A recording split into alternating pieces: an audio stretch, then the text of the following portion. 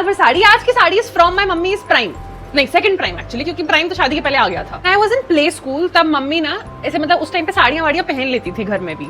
Regular wear में mummy used to wear saris, routine part of her day. मुझे school से pick करने आती थी तो मैं उनके पैरों में लेट जाती थी, ऐसे साड़ी वाड़ी के मैं फंस जाती थी, मुझे गोद में उठा के लेके जाओ। अपने पैरों पे चल के नहीं जा सकती, मैं राजकुमारी हूँ, महारानी हूँ, मैं क्यों जाऊँ अपने, मुझे गोद में ही जाना, मैं गोद में ही जाऊंगी। Not just that, that is not even the worst part. तो my best friend and me, हम एक ही गली में रहते थे और उसकी मम्मी और मेरी मम्मी हमें साथ स्कूल लेने आते थे। हम बाय चांस सेम स्कूल में पहुंच गए, even after their was an age gap, हम फिर भी एक ही स्कूल में थे।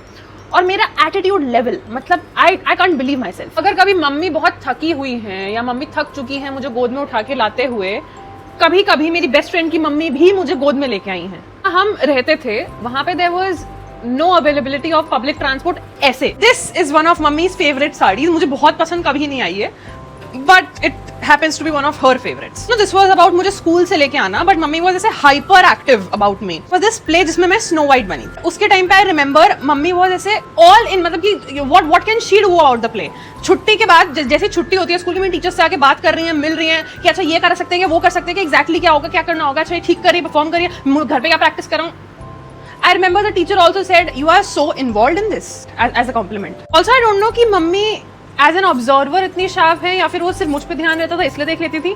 बट द मोमेंट मैं कोई नया मैनरिज्म सीख के आ रही हूँ बाहर से, मतलब मैं कई बार ना अपनी बेस्ट फ्रेंड की तरह बोलने लगती थी, मम्मी उसी मोमेंट किससे सीख रही है, किसके साथ रह रही है आजकल। She was not wrong. Just to mention, मैं फर्स्ट क्लास में एक प्ले का लीड प्ले कर रही थी, स्नो वाइट।